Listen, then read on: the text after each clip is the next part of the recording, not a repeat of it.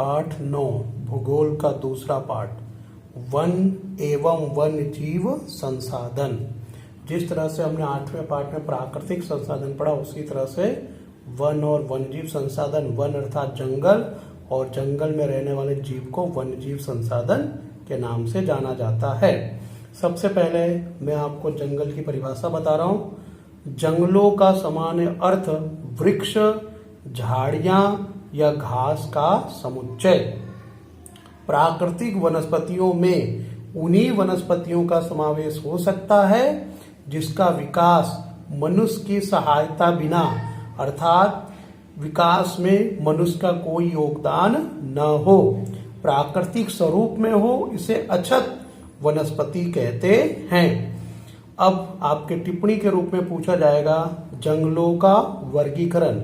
जंगलों का वर्गीकरण 3 आधार पर होता है: प्रशासन, मालिकाना और व्यवस्थापन की दृष्टि से जंगलों के 3 प्रकार होते हैं। सर्वप्रथम प्रशासन के आधार पर जंगलों के प्रकार: आरक्षित जंगल, दूसरा नाम है संरक्षित जंगल, तीसरा नाम है अवर्गीकृत जंगल।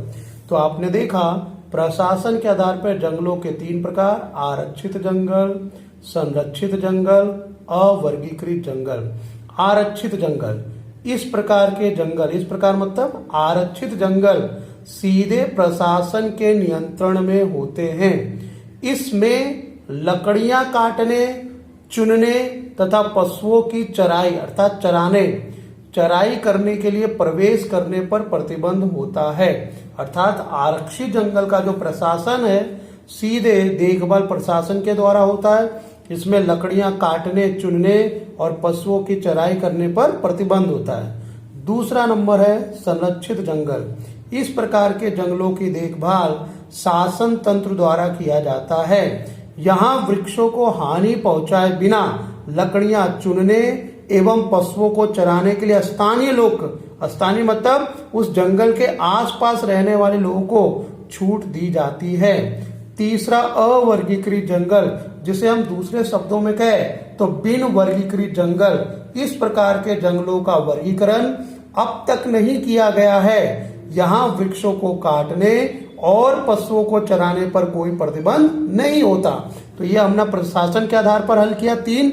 अब आता है मालिकाना, प्रशासन और व्यवस्थापन की दृष्टि से जंगलों के प्रकार। यानी यहाँ पर तीनों नाम दिए गए हैं: मालिकाना आधार पर, प्रशासन के आधार पर, मालिकाना आधार पर, प्रशासन के आधार पर, व्यवस्थापन के आधार पर। तो सबसे पहले राज्य का मालिकाना जंगल अर्थात राज्य सरकार का। इस प्रकार के जंगलों पर राज्य या केंद्र सरकार का नियंत्रण होता है। देश में अधिकांशतः इसी प्रकार के जंगल क्षेत्र रखे गए हैं। दूसरा सामुदायिक वन। इस प्रकार के जंगलों पर स्थानीय स्वशासन संस्थाओं जैसे ग्राम पंचायत, नगर पालिका, महानगर पालिका या जिला पंचायत का नियंत्रण होता है।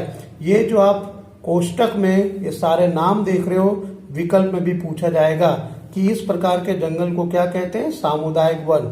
निजी जंगल, इस प्रकार का जंगल व्यक्तिगत मालिकाना वाला होता है, जैसे ओडिशा, मेघालय, पंजाब, हिमाचल प्रदेश में इस प्रकार के विशेष जंगल पाए जाते हैं। यानी इस प्रकार के जंगलों में कोई एक व्यक्ति उसका मालिक होता है और देख रेख के लिए आदमियों को रखता है। इस प्रकार के जंगल अधिकांशतः छत विछत अवस्था में मतलब उज्जड़ अवस्था में, बिखरी हुई अवस्था में, और कुछ जंगल उज्जड़ अवस्था में आ गए हैं। तो हमने 3 नंबर का प्रश्न हल किया।